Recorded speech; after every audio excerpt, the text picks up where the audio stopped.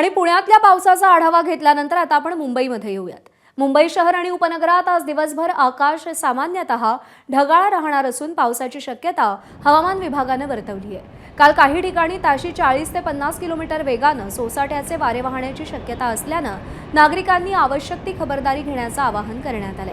मुंबईच्या जुहू चौपाटी परिसर पोलीस आणि पालिका प्रशासनाकडून निर्मनुष्य करण्यात आलाय। आढावा घेतलाय अजय माने।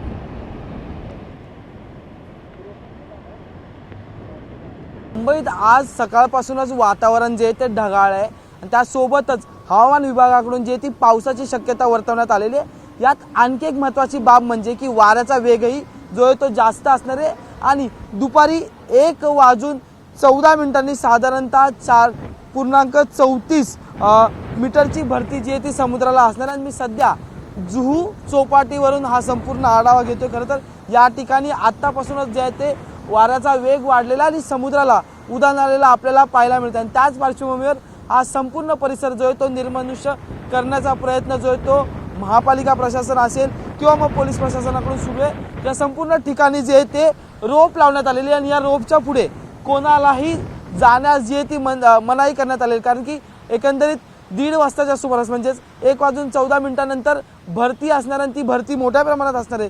4.34 मीटर इतकी भरती असणार आणि त्यामुळे हा परिसर जो आहे तो निर्मनुष्य करण्याचं काम मुंबई पोलीस प्रशासनाकडून सुरू आहे आणि या ठिकाणी आता वाऱ्याचा वेगही वाढलेला आहे। पावसाची शक्यता जी आहे ती हवामान विभागाकडून वर्तवण्यात आलेली आहे आणि त्यामुळे समुद्रापासून जे ते दूर राहावे असं सतत जे ते या ठिकाणी सांगण्यात येत आहे।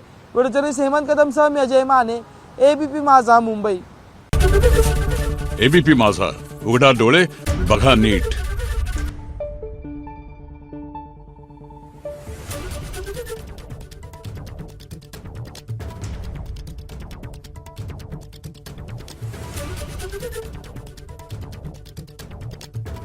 Thank you.